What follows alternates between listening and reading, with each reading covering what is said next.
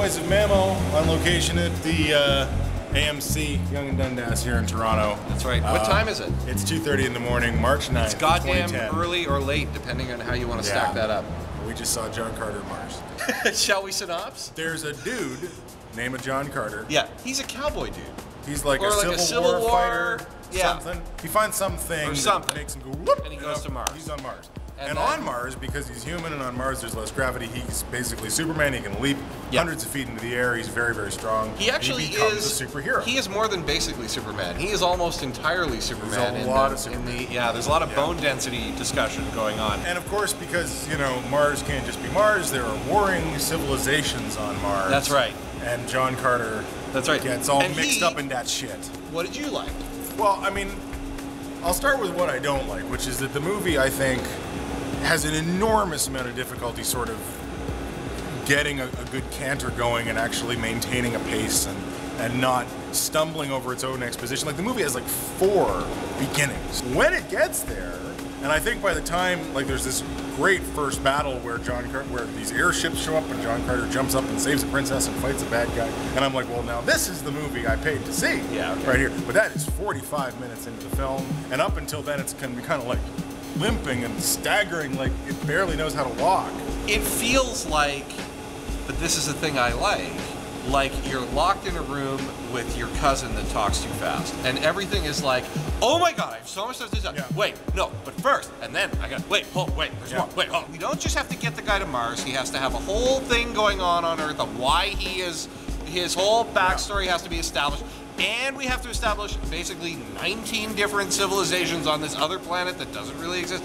And there's like a prologue piece, and we're so convinced this information is complicated that we're just gonna feed it to you one after another. But I actually like the ballsy quality of, like, fuck it, we're just going for a lot of content here. For me, the part I don't like is there is a middle section with a lot of hokey dialogue about, you know, from various sort of people in the story. Very kind of like, very stilted.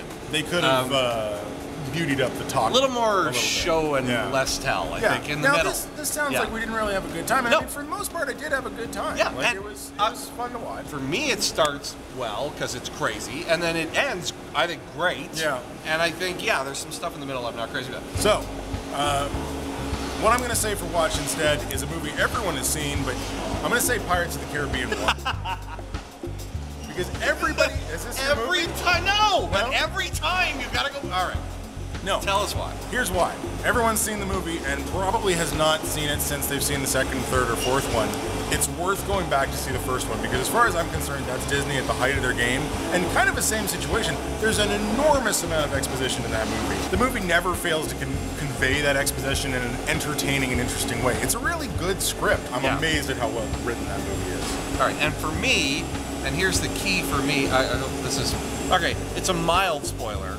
Edgar Rice Burroughs, who is the author of Tarzan and the author of John Carter of Mars and Princess of Mars and these other books, he is a character in the story.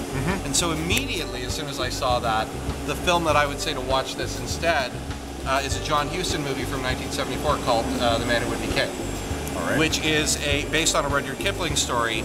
And in the movie, Christopher Plummer plays Rudyard Kipling, hearing the story from the characters in the story. Actually, he's a part of the storytelling, and I think that's a really clever way. And both books, I think, written around the same time, and they're kind of similar in the sense that they're both these epic adventure stories, but it's really interesting to see a Kipling approach to adventure, which is incredibly ironic and essentially deprecating of all the people in it, versus this, which is so much more American. Everybody should see The Man Who Would Be King anyway, because Michael Caine and Sean Connery crushed that shit. But apart from that, it makes a great counterpoint to this one. Right. All right. Well, and out there, see John Carter of Mars. Yeah. There's a fantastic Blu-ray of Man Who Would Be King that just got released a couple months ago. And Pirates is always awesome. There you go.